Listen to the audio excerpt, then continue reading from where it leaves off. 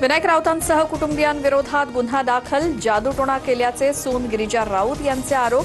भोंदूबाबा फिरोज शेखला 2 दिवसांची पोलीस कोठडी.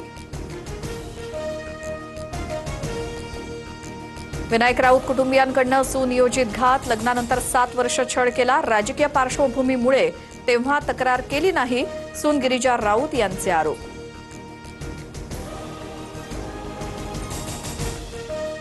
सून गिरिजा राऊत 3 वर्षांपासून मुलासोबत राहत नाहीत. 2022च्या प्रकरणाची 2026 मध्ये तक्रार.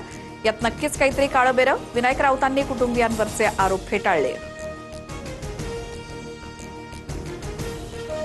विनायक राऊतांसह सर्व आरोपींना अटक करा, त्याशिवाय योग्य तपास होणार नाही. गिरिजा राऊतांच्या आईसह वकिलांची मागणी.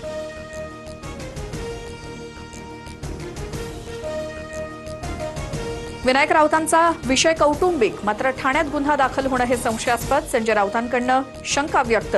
तर या प्रकरणात पारदर्शक चौकशी होणार, गिरीश महाजनांची प्रतिक्रिया.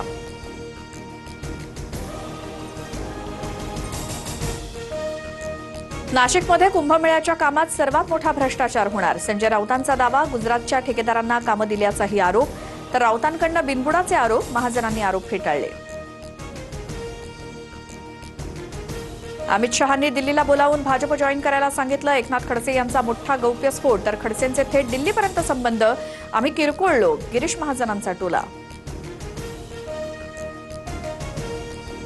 शरद पवारांचा फोटो वापरण्यास दादांच्या राष्ट्रवादीच्या जिल्हाध्यक्षाला मंजुरी. माझ्या प्रत्येक बॅनरवरती पवारांचा फोटो वापरणार. परवानगीसाठी तटकरेंना पत्र लिहिणार. संजय पवारांची माहिती.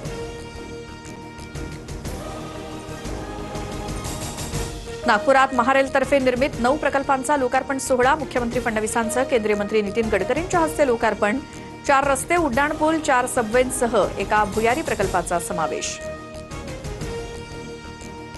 संसदेचं पावसाळी अधिवेशन 20 जुलैपासून सुरू होणार. 19 जुलैला सरकारकडून सर्वपक्षीय बैठकीचं आयोजन. कोणत्या मुद्द्यांवरती चर्चा घेण्याचा विरोधकांचा आग्रह, यावरती चर्चा होणार.